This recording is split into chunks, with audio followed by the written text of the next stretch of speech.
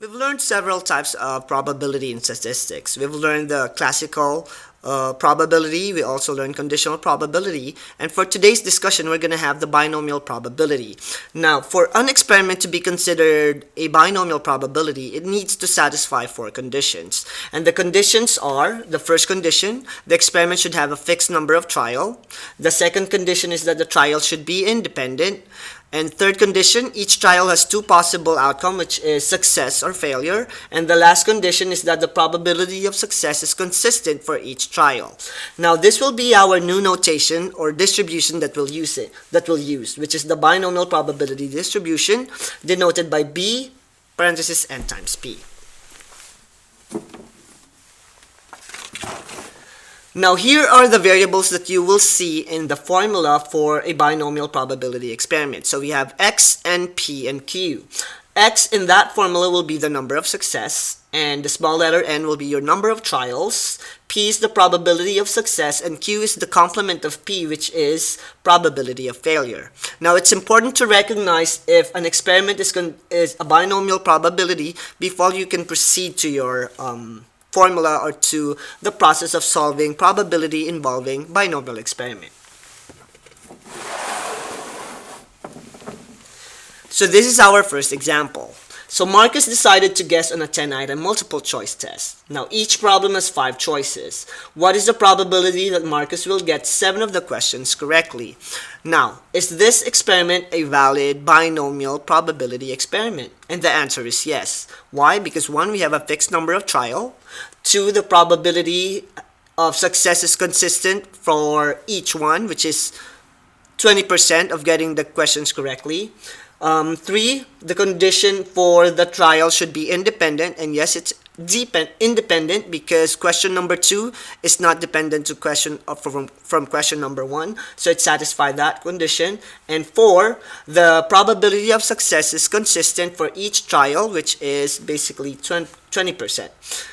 Or there are 2 possible outcomes, which is getting the questions correctly and getting the questions incorrectly. So we've satisfied the 4 conditions for this binomial experiment, so we are ready to solve this problem. So first, let's organize our givens. So now we know that the number of trial is 10, so n is equal to 10.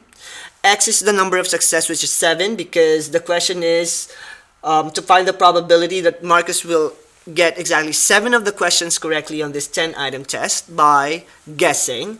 And the probability of getting the correct answer by guessing is 1 out of 5, which is 20%, with its probability of failure as 80%. So obviously the probability of getting the wrong answer is higher than the probability of getting it correctly. Now, the binomial probability formula will be given by this form. So we have combination of n times x times p to the x times q to the n minus x. So by just plugging in the formula, we'll have c, combination of c 10 taken 7 at a time, times 0.20 raised to 7, times 0.80 raised to 3. So you will need your calculator to be able to find or solve this problem. And by using the calculator, it will give you 7.864 times 10 to the negative 4. And by converting the scientific notation into its decimal form, it will look like 0.007864. Now, answering the first example, what is the probability that Marcus will get 7 out of 10 of the 10-item test correctly by guessing is 0.079%. So this is how we use the formula for the binomial probability experiment to answer this question. And once again, before you can use this formula, make sure to verify the 4 conditions.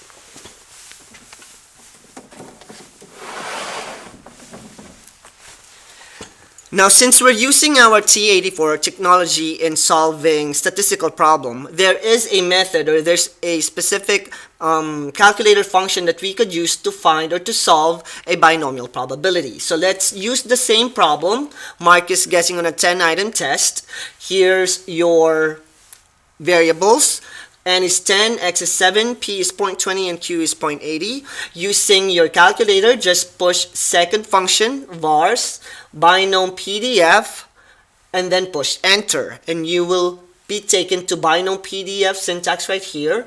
So to fill out the gaps, all you need to use will be your n, which is the number of trial, comma, p, which is the probability of success, and comma, x, which is the number of success, which is 7. So in your calculator, it should look like this. And if you use your calculator, binomial PDF, because we're looking for the exact value, which is 7, will give you the same answer as what we had on the previous slide. But this time, we're not using the calculator manually by using the combination method and then the exponents and so on. So to avoid those extra steps, we'll use this function. So p of x equal to 7 is the same, which is 0.007864, which means the probability that Marcus will get 7 out of 10 by guessing on a test is close to impossible.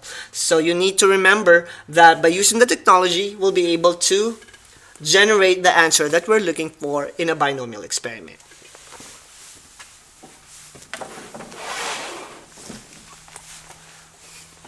Now let's change the question a little bit, but we're still going to use Marcus guessing on a 10-item test problem.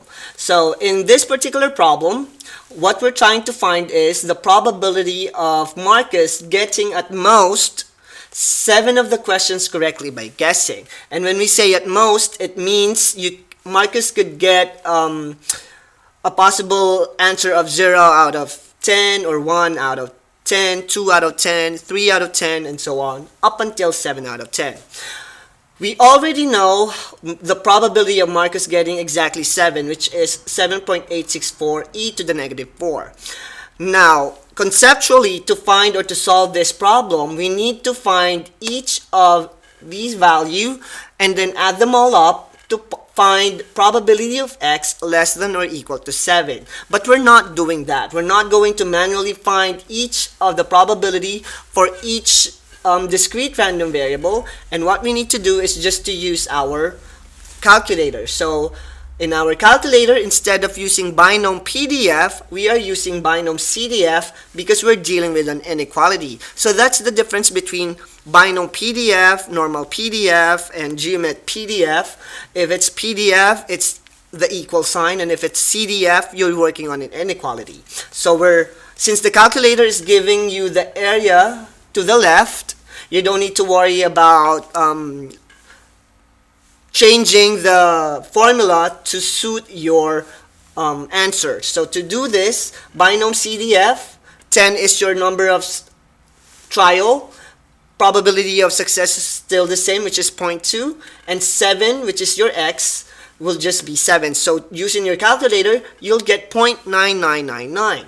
Now, if you think it's a huge number, or it's highly possible for Marcus to get at most 7 of the questions correctly, it's because you can include, or if Marcus gets 4 out of 10, it's still included in your probability model. Or if Marcus get 1 out of 10, it's still included in your probability model. So that's why there's 99.99% chance that Marcus will get at most 7 of the questions right by guessing. So this is how we use binomial CDF in this particular problem, given that we have the same experiment, but we just reworded our probability question to suit this example.